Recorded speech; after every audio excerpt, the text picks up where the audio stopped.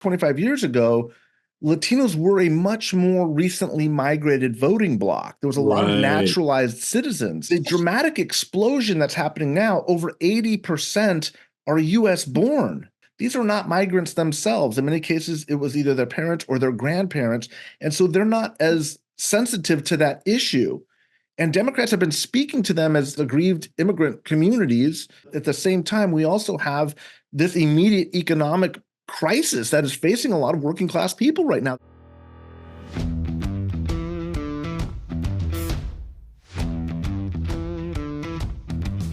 Hey, everybody. Welcome to the Michael Steele podcast. I'm Michael Steele. So glad to be with you. Yes, I'm in an undisclosed location out on the road here. So forgive the angles and the perspectives on this podcast when you're viewing it. But it's not about what it looks like. It's about the meat and substance of what is said. I am joined today by Mike Madrid, a longtime friend. He is a veteran American political operative, consultant, one of the country's authoritative experts, if you will, on Latino voters. He knows his peeps. He knows their thinking, obviously, and how that impacts our politics. He's the co-founder of the Lincoln Project. You probably know him from there. And he served as the press secretary for the California Assembly Republican leader and as the political director of the California Republican Party when I first met him many, many years ago.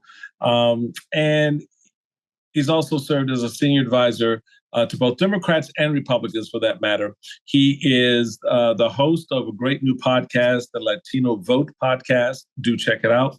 And what we get into today is a conversation around his latest book, The Latino Century, How America's Largest Minority is Transforming Democracy. So it's meaty, it's substantive. You may want to take some notes from time to time, but it is a good conversation. I'm so glad you could be a part of it here on the Bulwark online and our platform. We love it when you join us. Please take some time and do the stuff that makes me happy. Downloads if you like this. Go like it everywhere. Share the word about this conversation. 30 days out from the upcoming presidential election, we get into how Kamala Harris could win or Donald Trump could win this election. Coming up next right here on the Michael Steele podcast. Hey, everybody. Welcome to the Michael Steele podcast. Yes, I'm in an undisclosed location yet again. That's why it looks like I'm in a little bit of a cave with just a little light focused on the head. But that's all good. It's a safe space. But I'm glad you could be a part of the conversation here at the podcast. And I'm excited to have my brother from another mother, Mike Madrid. Mike and I go back, oh my gosh, a long way. He in California politics, me in Maryland politics. We worked together at the RNC at various times and, of course, in campaigns. And he's one of the best, one of the smartest guys out there, folks. I'm just straight up, this is no bullshit. I'm not smoking, and blowing smoke up Mike's behind. But the truth is, he's one of the few people that when I read what they write and I listen to what they say, I walk away A, smarter, B, a little bit more confirmed, and okay, I can see that pattern forming. And at the end of the day, they tend to be right. so Mike, welcome, man. It's good to have you. I appreciate you. I love being with you. I love your energy. I love that they've got you moving from place to place in hotel rooms so that I know you're safe, because I'm always like, this guy's going to get in trouble for that one. But you always pop up and you never shy away from a good fight and fighting the good fight. So I appreciate you so much, man. It's been a long road, and it's good to have longtime friends in this battle, and love being in the foxhole with you. So yeah, same here, man. And look, there's so many buckets that you've got right now that you're filling with information and you're extracting information from. As I was thinking about this, almost kind of crazy trying to figure out where to begin. Mm-hmm. So what I guess probably one of the things I want to do then is let's just start with how you're assessing. We're 30 days out. We're doing this, and we're having this conversation on a Tuesday afternoon. So literally 4 weeks from today, mm-hmm. we're going to be seeing a presidential campaign end, possibly some real stupid from Trump and his ilk begin.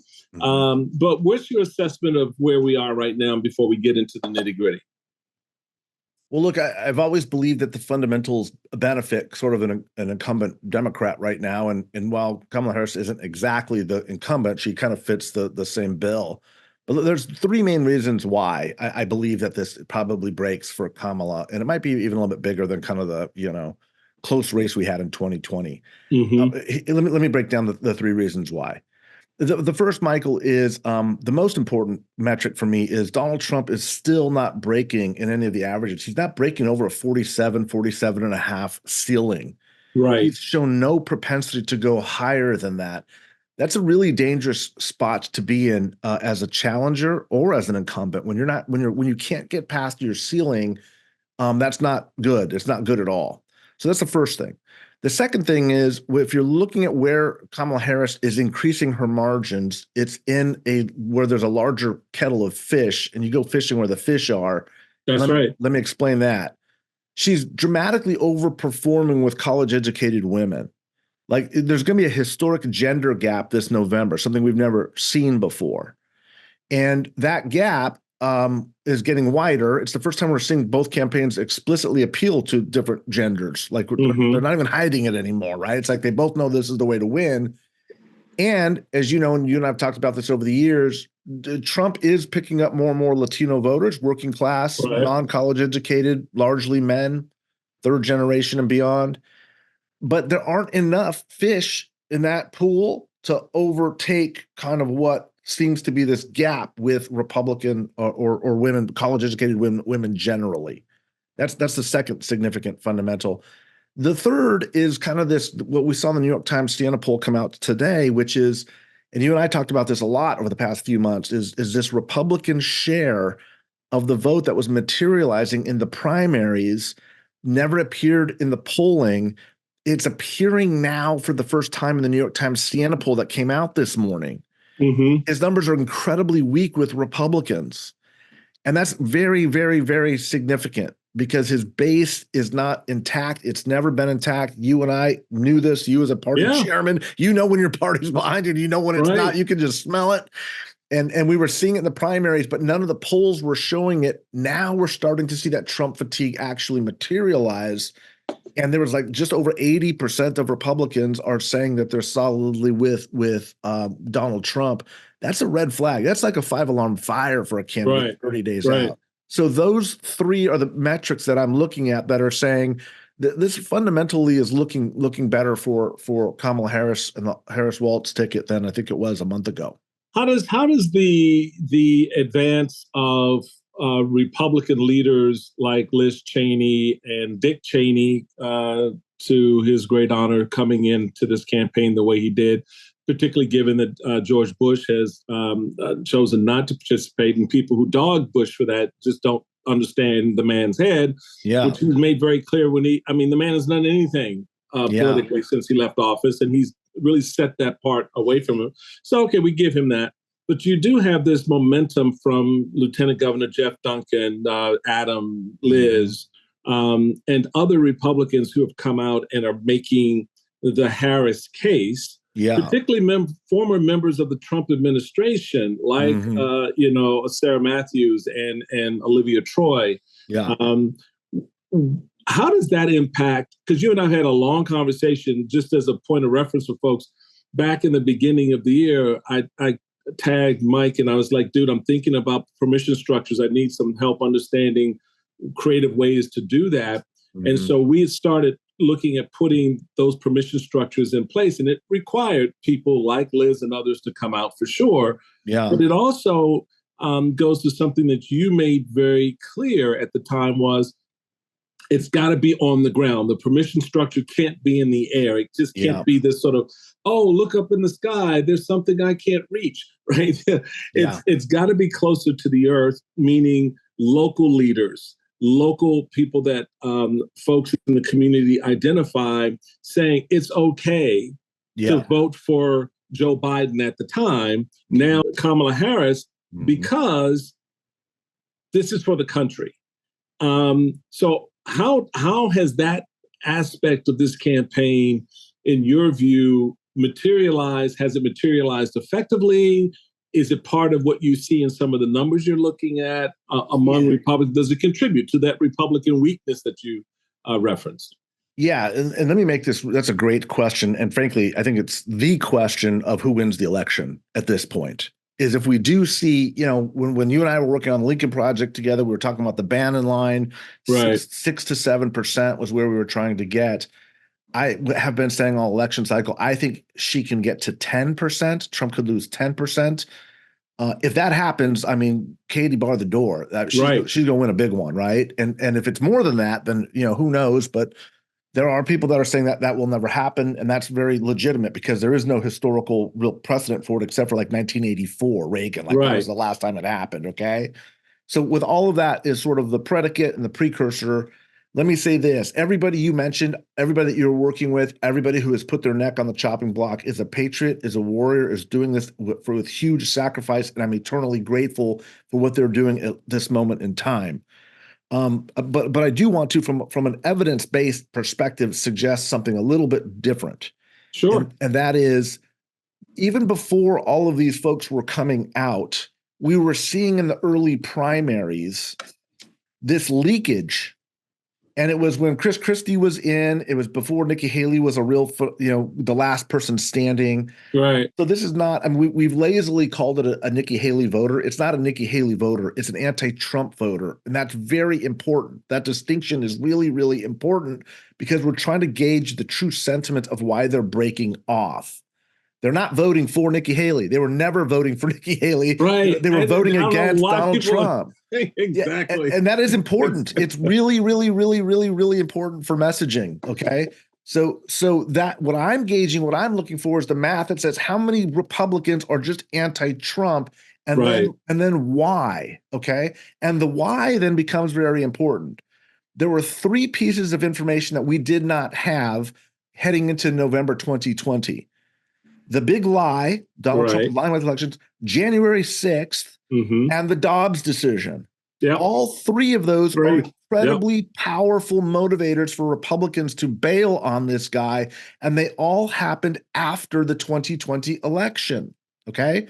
So what we have also seen, if you even watch sort of anecdotal evidence or like kind of watch some of these groups putting out ads of like the local person saying, I'm against, this is why I'm not voting for Trump, I can't do it again. 99% of them say one of those 3 things. They're not saying, I felt comfortable because Dick Cheney came out, right? So the permission structure is important, but it's not the primary lead of why people are leaving. Right. And 30 days out, it's great to kind of show momentum. It's kind of like the yard signs. It's a good sign in your community. There's yard signs coming out. People are showing momentum, but the yard sign itself is not convincing people. What is convincing people is those 3 messages. And if Harris wants to close a record number of Republicans, they've got to hit those issues and those messages more than they need to put the messengers out front of it. They both help, don't get me wrong, but messengers alone aren't going to carry the day. It's those 3 reasons that have gotten us to this unprecedented potentiality of losing upwards of 10% of Republicans. And if Harris peels off 10%, she will be the next president of the United States. Okay, so let's talk about the people because that gets us right into what you have written. By the way, folks, it's a great new book out, the Latino Century. That Mike and I were laughing when he came up with the title. We were talking. He said, "I have this title, and I'm calling the book the Latino Century." And I said, "Oh yeah, that's going to thrill some people. That's going to make some people go, that's the problem." Right. But the book goes on. The title really kind of reflects the story that you want to get into, and that is how America's largest minority is transforming democracy. Yeah. And we're seeing it in so many quarters of the country that unfortunately for a lot of white Americans, and again, I'm not painting with a broad brush. Y'all know who I'm talking about. That there's that neighbor down the street that when you walk by the house, you just shake your head, right? Yeah. When you see them in the grocery store, you go, my God, they're so bad, right? Those are the folks I'm talking about who have this sort of idealized view of an America that never existed. A 1950s, brand new television, expectation, a father knows best, and folks like that living in a suburbia with the wife in the apron. That America never existed, and a lot of folks know that. What people also know is what you get into is how much even then the country was changing. And it wasn't just with with the white immigrants who'd come at the turn of the 20th century, of the 19th century to the 20th century, but what had happened and what was beginning to happen as more and more folks in places like Cuba and Puerto Rico and elsewhere got a greater affinity, started calling America home, started raising their families and creating legacy. And that part of the story, I think, is going to be is a big X factor in this election, because the Latino vote, like the Black vote, is not monolithic. It's culturally as well as politically diverse within what was arguably the broader Latino community. Talk a little bit about how those changes impact a race like this. Brother, you just wrote my whole book. Look, and this is why I love having conversations with you, is because the nuances and the understanding of people who come as men of color who've come up with our own different experiences. You're on the East Coast, me on the West Coast, Black, brown guys, just coming up in the Republican Party and knowing what those nuances are and speaking the same language and not even have to say the words, but knowing what you're talking about. It's magic for me. So I appreciate you more than you know, because it's been a very lonely road in so many ways. And I know that you, as the chairman of the party, I mean, you got to the pinnacle of this whole thing. So look, America is changing, and it's going to change the way we look at everything. It's going to change the way Latinos view themselves, Black people view themselves, white people for sure view themselves. A lot of this change that we're witnessing is, frankly, this kind of regression of white people to behaving like this aggrieved racial minority they always blamed everybody else for being, right? And you're seeing it in the entitlement that, Donald Trump comes out with, is we're entitled to this. This is our birthright. This is our country. Government largesse should be going to our tribe and to our people. And that's okay when it goes to our people, but it's welfare and handouts when it's everybody else. And that's why they're coming here illegally, is to get all this money and all of these racist tropes. And that's really what it is. It's just, we can't get past that.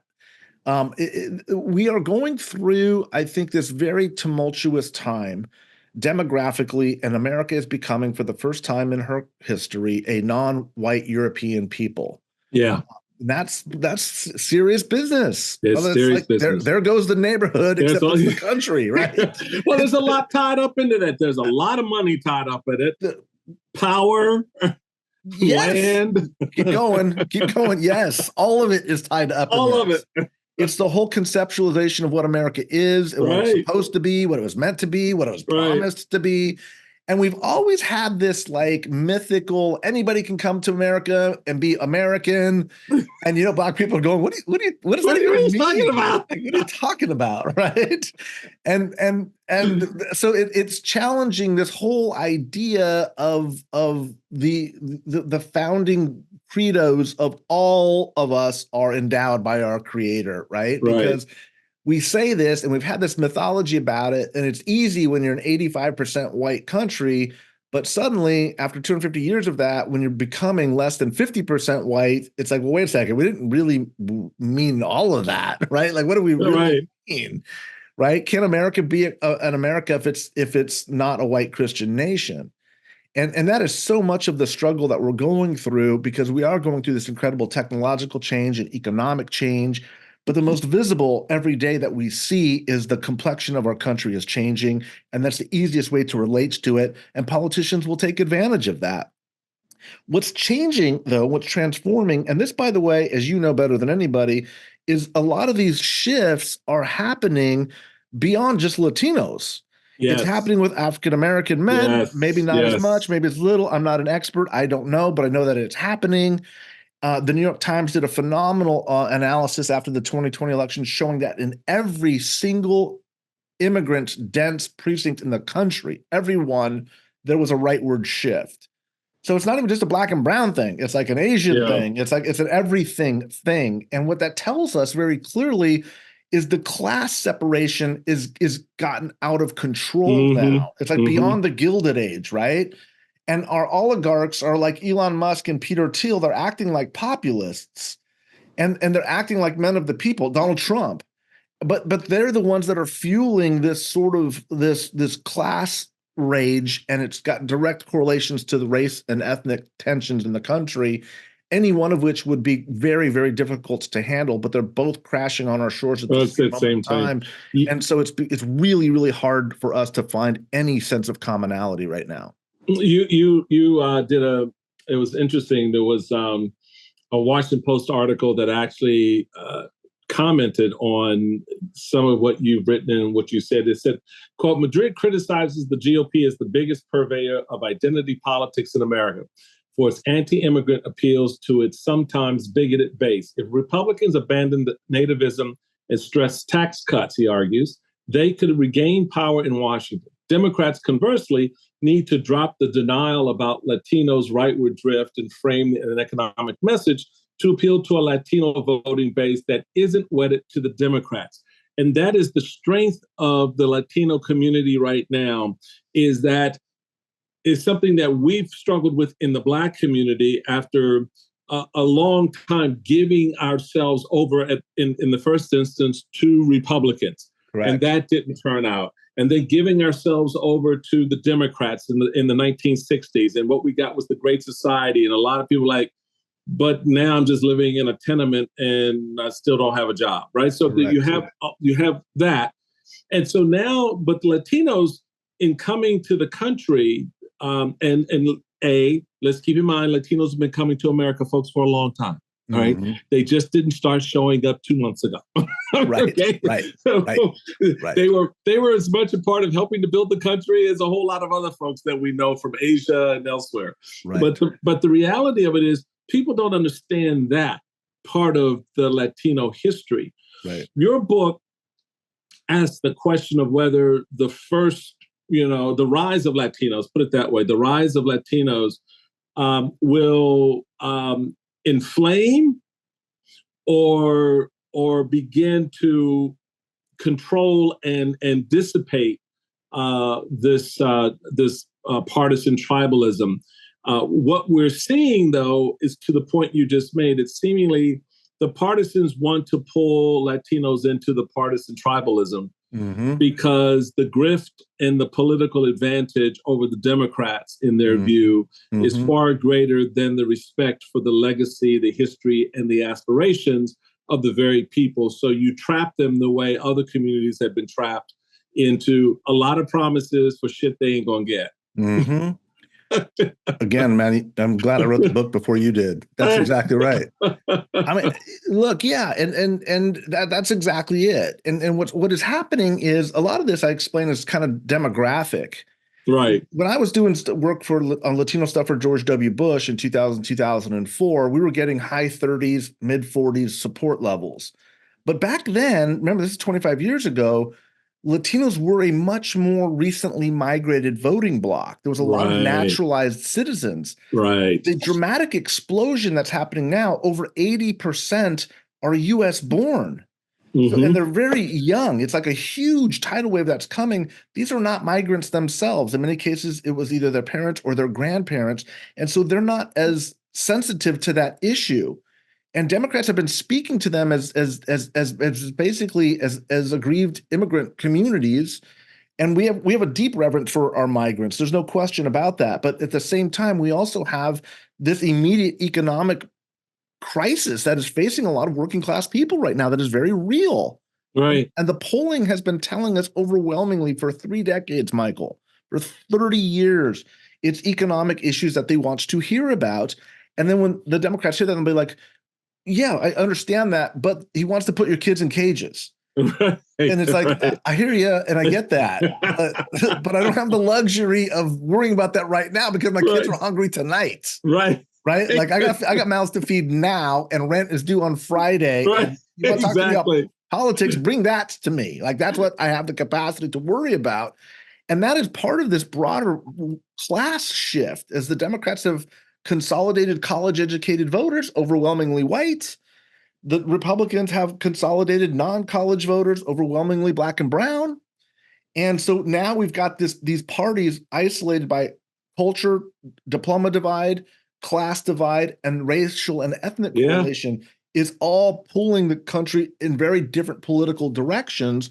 And one of the great ironies of this moment, and I think, again, you and I are going to have a bottle of wine and talk about this after November when we win, yes, is the fact that the Republican Party has become far more diverse under Donald Trump than at any time since the 1964 Civil Rights Act. Like, that's crazy talk. But it's happening. And it's happening because of the things that you and I built our careers on, which was, let's talk about economic opportunity and economic issues foundationally first and foremost, because if we can address economic issues, then we can better address our race issue. You're saying that the under Donald Trump, the GOP has become more diverse in that sense. And how is that? Dramatically more. Like I was saying, and it's largely because of these shifts that we're talking about. Interesting. Yeah. So if you look at like under Barack Obama, right? This was the low point for the GOP. Obama is consolidating all of these non-white voters and college-educated whites into this Obama coalition, as it was called. And the idea of demographics is destiny settles in.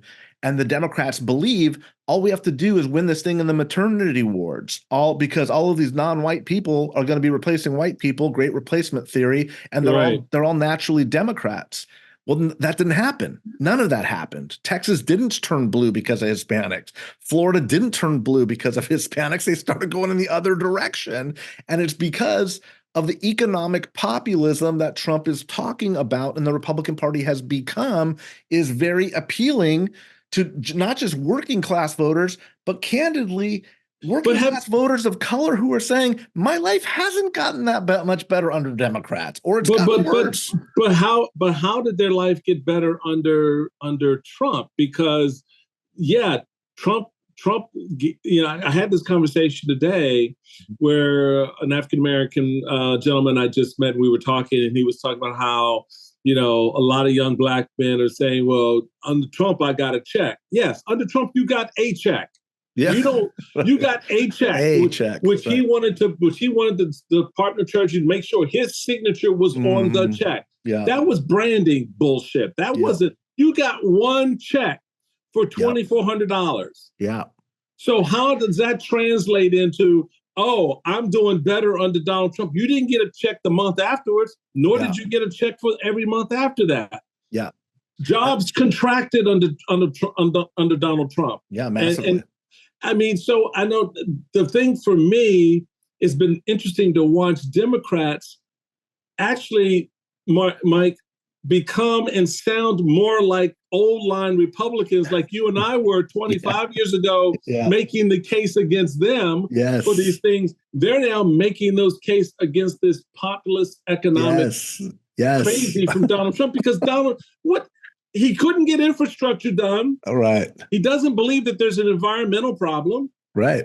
He imposed tariffs that are basically taxes on consumer goods, which you're going to pay. Because guess what? That's the way the system works. Help me understand, help all of us understand, to your point, that the Republicans under Trump are being able to eat into a little bit more of that black and brown. Yeah. Again, let's frame it, largely men. Oh, yeah. Overwhelmingly men. Sort of cohort coming into the GOP. Yeah. And the basis for that. So there's three things tied in there, and they're all really good. So let me try and tackle them all. Let's first talk about kind of the reason why it's a male problem. First of all, with Latinos specifically, we have got the largest gender gap of any race or ethnicity because our women are going to college at much faster rates than our men are. Yeah. There's a huge diploma divide within the Latino community. Same in the black community. Exactly.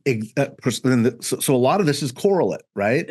Yep. And so you've got a huge diploma divide in Black America and a brown America. And guess what? It manifests itself at the ballot box like it is with everybody else, right? So if our women are going to college and they're graduating from college at much faster rates than our men, first of all, that's going to change America dramatically in the next 5, 7, 8 to 10 years when the C-suite and the management suites and the academics and the doctors and the lawyers are going to be more female than they ever have been before. That's one. But two, most importantly, a lot of men without college degrees are feeling left out of this new era, this new age where you can't sustainably support yourself, let alone a family. So wait a minute. So Yeah. let's go there for a second. Yeah. So how is it that women are going to college and the men aren't?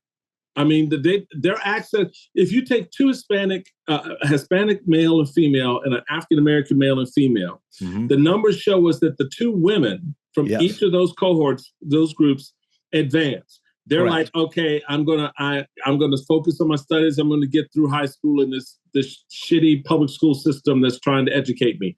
I'm going to go to a community college for 2 years, and then I'm going to translate to a statewide, state university. Or I was able to manage to survive high school enough to go directly to a university, and now I'm on the professional track for lawyer, doctor, whatever. Yeah. What happened with the men? They're on the same track. I mean, so they got that. How are the men getting veered off in a different direction, and now they're bitching about the women passing them when you started out in the same environment? You were in the same shitty high school. You had the same opportunities for, community college. You had the same opportunities to advance yourself, but what happened? Well, I can only speak to the Latino piece on this one because that's all that I've studied and looked at. But what I will say is there's tremendous. I bet you correlates, but you go. There's tremendous pressure on men to go out and provide for the family once they turn 18, and so what happens is 1 in 5 Hispanic men in this country. Get this: 1 in 5 Hispanic men in this country work in the residential construction space or a related industry. 20%. Yeah. 20%. Okay. So that's what we're talking. So Latinos are both the people swinging hammers and building residential, and they're also at the peak home buying years because the average age is under 30. So without a housing plan, you're in deep stuff with the Latino community because you're speaking directly to the economic engine of 20% of Latino households. So what happens, Michael, when interest rates triple and inflation devalues the dollar by 20%, you're killing those families. And now there is this weird siloed COVID thing, which of course no one blames them for all that, and that's universal. And this is not an argument for any of that. I'm just trying to explain what we're seeing in focus groups and research. So when Latinos are saying during the Trump era, we were building, interest rates were 2%, the dollar was strong, I could afford to go out and work construction. Now I've got to work like deliver for Grubhub and do Uber and pick up a gig economy jobs to make it work. I am quantifiably not better off now than I was during the bulk of the Trump administration. That's true. That's true. And so when we talk about job growth doesn't mean anything if affordability is the problem that I'm dealing with. All it means is I've got to get two. So you're giving me 2 jobs to do the job of 1 in order to afford the same apartment. Am I better off? No, I'm not better off. So quit selling me that because I ain't buying it and shouldn't be buying it. Okay, that's what's happening with this lower working class, non-college educated cohort, of which Latinos are the fastest growing segment of that non-college blue collar workforce. But here's the other thing from the intro, which I found fascinating, and just watching the DNC. I know you were at the DNC, I think, right? Yeah, no, I was in New York, but we were covering it pretty closely. It's remarkable to watch not just the border security piece, which Kamala Harris has completely gone 180 degrees different than where the Democratic Party has been in 15 years. Completely, right? Like if George Bush had seen this from a Republican challenger in the 2000 primary, he would be like, that's un-American. That's anti-immigrant, right? But there's Kamala Harris going like, we're going to build a wall. We're going to put thousands of new police officers. We're going to crack down on the drug dealers. And it's like, whoa, man, what's going on here, right? But then, Michael, let's keep going, right? Then it's like her opportunity economy is based on the idea, and I love this. Let's give tax credits and tax cuts to employers to hire employees and give them equity in the business. And it's like, where we heard that before? That's Jack Kemp, man. That's Jack Kemp. You look so different, but there you are. There you are. This is Reaganism in the 80s, right? Biden's like, yeah, we're tougher on anti-Russia. We built NATO out bigger than anybody since Ronald Reagan. Well, that's why I said Democrats sound like 80, 90s Republicans. Exactly. Exactly. So the Republicans like, how can you be in that party with the socialists and communists? I'm like, this is Reagan 84 stuff, dude. Yeah. I mean, listen to what they're saying. So I know that probably makes a lot of people really uncomfortable right now, but it's true. And it's a sign that both parties, again, are shifting and they're changing.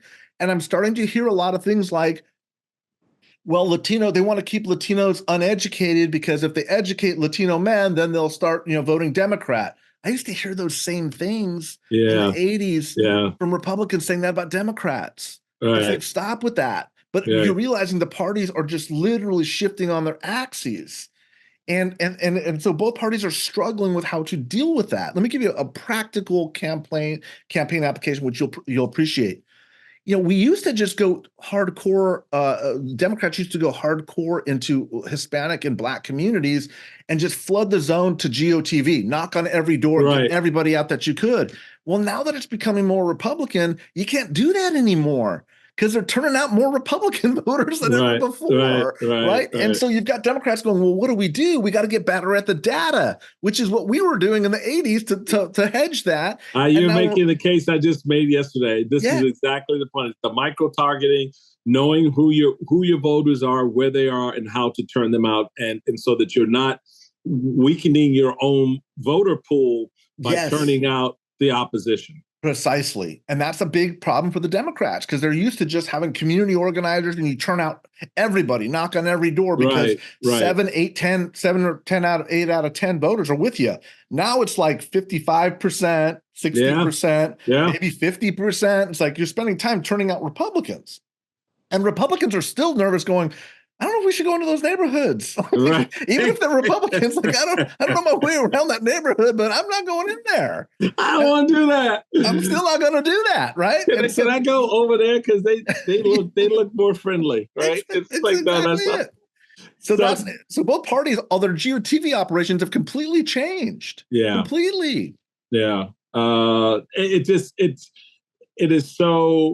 such a profound moment right now to see what you just said happening real time, this transformation, this is sort of, tilt on the axis by both parties, Democrats becoming more, I'm going to put it in these terms, but I think it's really accurate in what we're saying in terms of some of the policies, 80s, 90s light republicanism, and Republicans becoming more like 1930s, sort of protectionist, nationalist, isolationist, racist, all of it.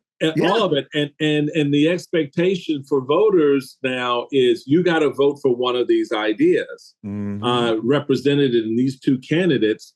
So how's that working out? My man Mike Madrid is in the house. We're talking about his latest book, The Latino Century, How America's Largest Minority is Transforming Democracy. We're also talking about the work that you're doing that is much more granular and really trying to understand what voters are saying as this race has roughly 30 days of life left in it. I guess sort of a two-part question is, what do you think of the efforts right now by Donald Trump to basically race bait more intentionally? As for example, the Haitians, they're eating the cats, they're eating the dogs, right? And the gullibility of a political class that's like, okay, of two minds. One, will say nothing and speak nothing on it, and therefore will pretend it doesn't exist. Those are your elected Republicans who are trying to get reelected. And the other are the base voters who are like, more please serve me more of that bullshit because that makes me feel good. So you've got that happening with Trump and J.D. Vance and that. But then you have this other piece where Kamala Harris, as we just saw in her 60-minute interview, is actually trying to highbrow the election, bring it up, pull it out of that negative space and create a cleaner, easier lane for voters to get to know her better, which, again, I understand that argument. She's 77 days into what for her will ultimately be a 105-day campaign for the presidency. Mm-hmm. Donald Trump, folks, just as a stake, so you understand, announced for his presidential run in November of 2022. So by the time we get to November of this year, he will have been 2 years in this space. And I dare say you don't know jack about what Donald Trump plans for this country beyond noting that Haitians are eating cats and dogs. Right. But Kamala's in this other area now. She's got to not only profile up as a presidential candidate, show that a woman can be president, that, well, we don't have to worry so much about the black thing because we've had a black president. Although there are some people who say, I don't want to go back to that. How do you assess in terms of what the voters are consuming the question they ultimately have to ask themselves, who do I vote for? Yeah, again, great setup. And this is a very serious strategic consideration that I think the Kamala Harris campaign had to make, which was, and they've come under a lot of scrutiny for it, right? Like, should she be sitting down with every journalist and taking the hits? Because they want to beat her up a little bit. That's the way our journalism worked here in the United States. And what they're doing, and I think it's very astute, is you don't need to engage in that. The media, that traditional media, doesn't have the viewership or the audience that it used to have. Right. So all it's going to get you is gotcha. No one's going to say this is a good interview. They're waiting for the bad spot. They're going to keep interviewing until they get the 5-second clip, and then that's literally why you do those interviews. And they've wisened up. They're like, we're not going to keep doing that. We're going to go on shows where there's a demographic that we speak to. She did this podcast called Call Her Daddy or whatever it was. Yes. Which I'd never heard of. But by the way, it's the second largest podcast in America behind Rogan. And I didn't even know about it. Like, that's how segmented our culture and our media is. Like, it's massive. And that's exactly the right strategy that she should employ. Moreover, what's really important is to understand this, and it goes back to that 50% thing I mentioned earlier, the fundamentals. Mm-hmm. Kamala Harris, as long as her likabilities are high, and she is at a pretty high historic range for a candidate 30 days out of a presidential election. She has net positive ratings, which is very, very rare. Right. If she keeps those that high, you have to remember she's not running against any ordinary candidate. She's running against Donald Trump, who has a very hard ceiling at that 47 and a half range. Right. So if the higher her likabilities are, it doesn't matter what issues she stands for or what her policy positions are. She's just not Donald Trump. And the more she's not Donald Trump, the more likely she is to break through that 50% threshold. So it's smart. I think it's really smart. A lot of us on the inside are like, we hear from the reporters all the time, she's got to sit down and do a real interview and blah, blah, blah. It's like, nobody in America is saying that. Like, nobody in America. And if you are, you're already predisposed to vote for somebody else. So all they're trying to do is keep those, and people have, called it this vibes thing, and maybe that's what it is, but we used to call it likability, right? In the old days, is the candidate's likability number high enough to make her the better alternative from somebody that they know and they do not like and don't want to go back to and are experiencing Trump fatigue. Folks, Trump fatigue is a real thing. It's a real deal. He's exhausting. It's just taxing to wake. Remember how hard it was to wake up every morning going, okay, well, we're here. There's been no nuclear war. So that's a good start. Right, that's a good sign. But can we make it till breakfast, right? Right. And that's iffy before he starts tweeting on whatever he's going to be tweeting about. And so, I think people, as they remember that, and as the campaign brings that to the forefront again, you're seeing his inability to break through that threshold really matter and make a difference. And so that's why I think it's a smart strategy, Michael. I don't know how you feel about it. Love your thoughts on it too. No, I think it's smart. Look, I wrote a piece in MSNBC Daily, and a lot of what I wrote was based off of what you just said and some of our conversations and what I was concluding. And in it, I talk about, this ability for her to reach these, what I call intentional voters. And those are the voters, when you talk to them, they're like, yeah, I don't know. I don't think I'm going to vote. I don't have an intention to vote right now. Or, yeah, I'm going to vote, but I don't know who I'm going to vote for, right? So they're of two minds. They're intent on something, and all it takes is a series of events or messages to convince them either to lean into the race in which case they suddenly begin to make up their mind for a candidate, or to just check out and see themselves not reflected at all. And I think she's done a better job of getting those intentional voters, those who say, I intend to vote or I have no intention to vote, to actually move in her direction, certainly away from not voting, but then asking and then answering the question about between these two candidates, who do I like? And I think a lot of it has to go to what you just described and how voters kind of look at what's happening. And, you know, you talk about, you say in the book, the emphasis is no longer on the identity of Latinos, which we talked a little bit about. It is just on their votes. And all of that seems to be one of the realities is, okay, we've got a very diverse group of Black and brown voters, and that voting bloc is now more and more segmented than it's ever been. And so then it becomes a strategic question, and this is what I wanted to get your thought on, because I was pining away over this over the last few days as I was going back over some of my own public comments and go, well, maybe I was drinking a little bit too much that day when I said what I said. But then I thought about it and I said, no, it makes sense. And the idea is, when you couple together, when you're looking at this polling and this data that's coming out, and you and I probably have the same view about registered voters versus likely voter polls. But then what's not getting caught? What's not getting captured? When Kamala Harris was announced by Joe Biden to be his pick, and rolling out as she did before the convention, she raised almost $500 million, 200 some million, $1 million plus, and registered over 300,000 voters. At the convention, Taylor Swift, after her speech, after Kamala's speech, goes online, announces her support, and over 400,000 folks register to vote. Then that's what we know publicly. It's not even touching on what you just described, Kamala going on the #2 podcast in the country with millions of listeners that you and I didn't even know exist. Right.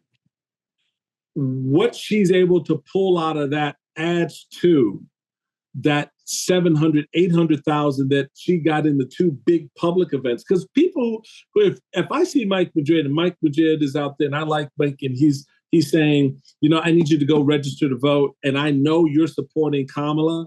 When I register, I'm in your lane. Guess who I'm probably going to vote for? Right. I'm not gonna go online after Taylor Swift endorsed Kamala Harris and click her link in her website to go to this place to register to vote and then vote for Donald Trump. Right.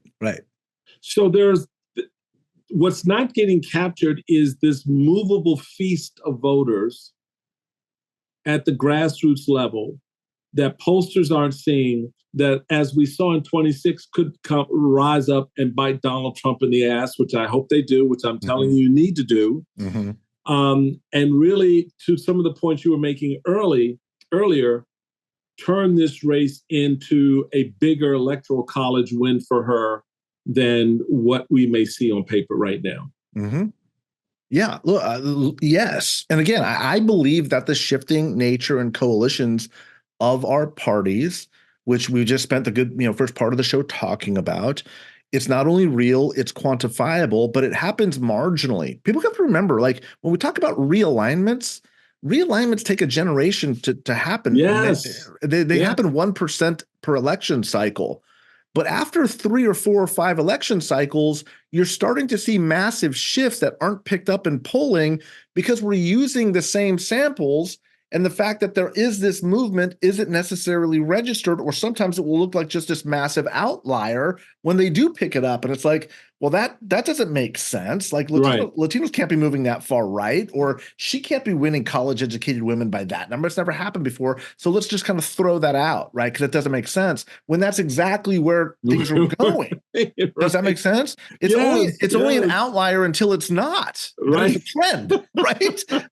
and so that's what's happening with polling is everybody makes the mistake of kind of looking at the last race and going, well, it's got to look like the last race, but it never does. No, it never does. It never does. Every race is different. Like everybody now is like North Carolina is like, of course it's a swing state. It's like nobody was saying that 5 months ago. Nobody was saying that. Now it's like common conventional wisdom. Of course it's a swing state, right? It's like no, it's not. It's not. It's like that's why I've said with sort of the emphasis that I placed on it. I don't know how this thing's going to turn out. I hope it turns out favorably for the country with her election. But for me, that's when I look at a state like Florida, and the dynamics right now in Florida are that Rick Scott is in trouble. He's not winning his reelect by 8, 10, 12 points, right? This is a very close race. So I'm asking myself, well, why is Rick Scott in trouble? And I'm looking down ballot and I'm saying, okay, there's an abortion initiative on the ballot, and there's a cannabis initiative on the ballot. Mm-hmm. And voters don't like him and the governor right now, particularly the governor and his dumbass comments about, oh, I don't want to talk to Kamala Harris because it's political. Your state needs aid. You're about to get walloped by another hurricane, and you're out here playing politics. So I'm looking at these dynamics on the ground in a place like Florida. And then I see over, up the street a little bit in North Carolina, in Georgia rather, I see, oh, well, they're just effing around big time. They're just telling people, we're not going to make it easy for you to vote. We're going to limit your access to the ballot box. And they've got some initiatives on the ballot. And then you go a little bit further down the block to North Carolina, and that's just a bucket load of batshit crazy bullshit that I'm just like, dude, what the hell with your black Nazi crap are you talking about?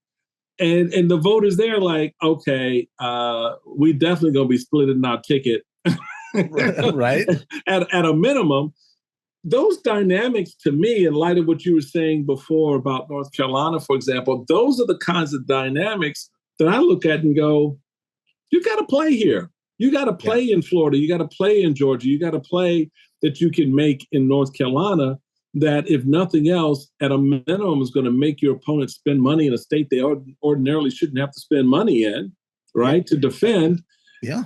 And given the hostility of the voters in some cases and the just exhaustion with all of the Trump bullshit in other cases, there may be inclined, if you make the case, as we started the conversation, if Harris is able to make an intelligent case to be president, they're going to go, you know what, I just hold my nose and vote for this. I'll get through the next 4 years with her and see where we are. Yeah, because I mean, there's, and that's why I think the likability factor matters. Like the way they run the campaign matters, because Trump fatigue is real. Even if you're like with them and you've been with them, it's exhausting, and you know what the next 4 years look like. Right. And even if he's your guy, you know how bad it is for your own mental well-being. Even if you're with the guy, it's just he's so toxic, and you know he's not going to stop. You know he's not going to get less crazy. You know he's not going to get, you know what I mean? Hello? He's not going to stabilize. And so that becomes a real big problem. Like I said, and so when these undecideds that haven't broken yet, I think that the way that they're playing this, Kamala Harris's people are playing this is really, really smart. But and there's no question that some of that is playing into these polls. You can't get that tight of a range in Florida and Texas unless you're seeing leakage from Republicans. Right. And I think and again, the New York Times Siena poll just came out this morning showing significant leakage with Republicans. Some of these polls are picking it up. Mm-hmm. Keep in mind, and I'll remind you again, in the primary, he was losing 17 to 20% of these voters. Right. It wasn't showing up in any of the polling. Right. It didn't happen once or twice or 4 or 5 times. 47 out of the 53 primaries, because there's Puerto Rico and Guam, right, and these other territories, 47 showed this massive leakage with Republicans. Yeah. Nikki Haley's not that well liked. It ain't about Nikki Haley. It's not about Chris Christie. It's about Donald Trump. And again, like I said, as we get closer to the election, that's going to start appearing more and more and more when the race moves from the abstract to the existential, and people actually have to make a decision. They're starting to say, I think that's right. I think this is going. By the way, Arizona has an abortion measure on the ballot too. Yes, yeah. And Kerry Lake is on the ballot. So I mean, I don't see how, even if it's hurting Trump by 0.5% in these states, which it is, it changes the dynamics. It does. It makes the race much more competitive, which is why I keep emphasizing, folks, your vote. Certainly in my lifetime, and I'm sure in the lifetime of many other people, this is the one time where your vote has an inordinate value to it, because the more you exercise it, the more you overwhelm the system, the more of an opportunity you'll have to get past this. And then we can do that reset, because the reality of it is, think about it. You're asking otherwise for 13 years of talking about one man every day in your life, and that's Donald Trump. Because people that's what's been happening. Name me a day where you didn't get up, either think about, hear about, or talk about Donald Trump at least once in the course of a 24-hour period. It has not happened since 2015. And so if you're talking about another 4 years of that, on top of what you already know he's told you he wants to do through Project 2025, I want to be a dictator, I am the retribution.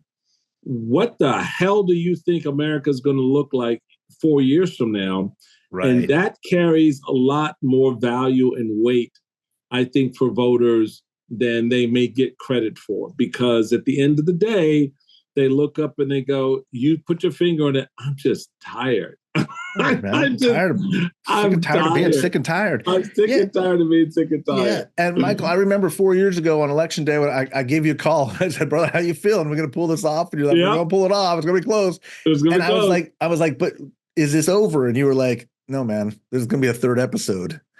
And you're right, right? Yep. And I think we both realized, like, if we win this thing, it's going to be close. But when we do, take a deep breath, take a little bit of a relaxation for a couple weeks, and then gear back up, because we got another fight here. This race, I think, is different. I think if he loses, and I think you're going to be needed in the middle of all of this maelstrom if he loses, because what happens to the Republican Party is not like he's just going to go away quietly. Nope. And I don't think it's just like a Trump, anti-Trump thing. I think there could be just a massive factionalizing that goes on. Oh, I want that. So I'm all about it. I'm all about taking the fight to the people who stole the party. And I'll be honest, taking the fight to the leaders who let it happen. Because you're not going to be able to get away with the both sidism, where you stood there over these years and defended this bullshit out of Trump. And now that he may have been vanquished or is vanquished in this election, that you now want to come back and go, okay, yeah, all good. Put me in charge. Nah, bitch, sit your ass down. You are not in charge. Sorry, we're going to bring in, we want to lift up the people who took the risk, like a Duncan and a Cheney and others, and say, this is how we rebuild with the North Star being the country itself. Yeah.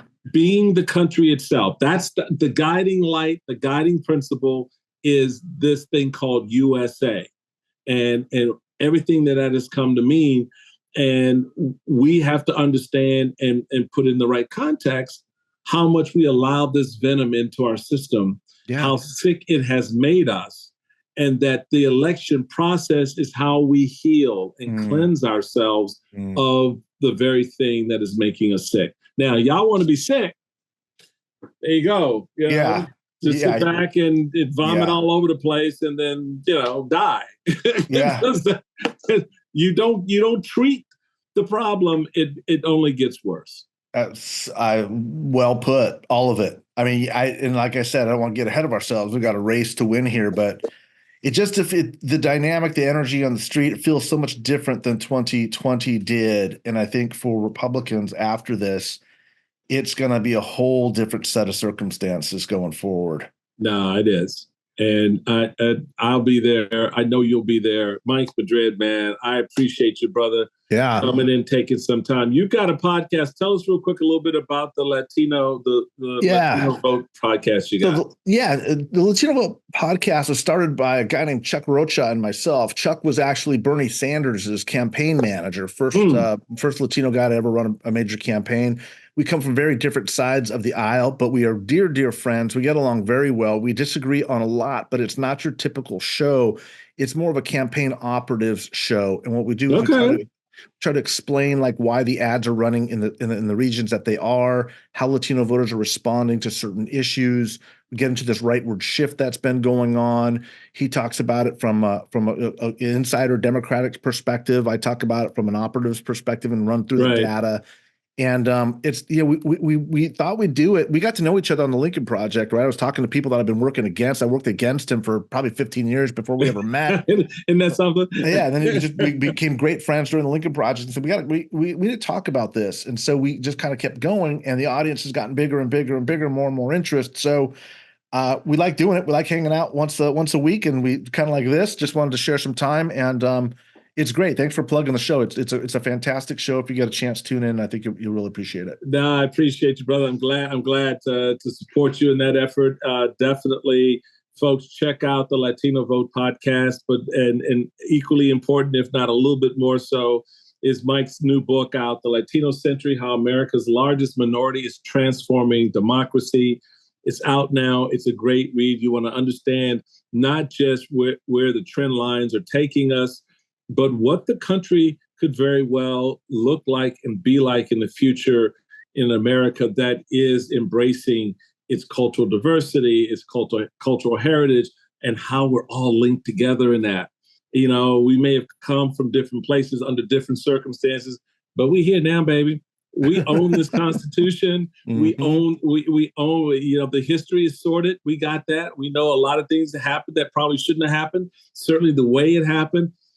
But the onus now on us as this generation, setting the direction and the focus for the next generation, we have that power and that ability, and it rests in the ballot box. It rests in how we organize ourselves in our communities and how we govern ourselves. And Mike's book walks us through a lot of that. And I appreciate you, brother, for sharing your insights as always. Yeah, Michael, you have been a mentor of mine and a hero of mine for many, many years. You've been good to me always. Whenever I'm like, Mike, I need to go do this, and you're just the first guy saying, go do it, go get him. Go do it. Let's go. Is this a good idea or not? I don't know, but you'll make it a good idea. So just go. So I've always go. And I got your back, you, man. Yeah, you have always had my back, always been supporting me, always cheering me on, and I'm just honored to be your friend, buddy. Especially same here. And folks, we're honored to have you be a part of the conversation and to spend some time with us. Really appreciate you doing the things you do out there, Mike. I appreciate the folks out there who are supporting our democracy. Folks, I have to tell you, just do it. Register. There's still time. Check the rules of your jurisdiction. Go online to usvotefoundation.org if you want to figure out exactly where and how. Get yourself a voter map and get yourself ready to vote, but most especially vote. Overwhelm the ballot box. Overwhelm the ballot box. That's how we avoid she got, 10 million more votes than Donald Trump in the popular vote, but he got 270 in the Electoral College and he wins. Understand, when you overwhelm the ballot box, you're also going to be moving the numbers in those battleground states that will impact the Electoral College. Just ask Joe Biden. 78,000 votes across 3 states, 43,000 when you really nibble down where it was hit or miss. Mike will tell you those differences matter. And if you allow others to vote and you don't, what do you think going to happen? What do you think's going to happen? All right, folks, that's my lecture for this week. now go have something and put it in your coffee and have a good time. Until next time, y'all, take care.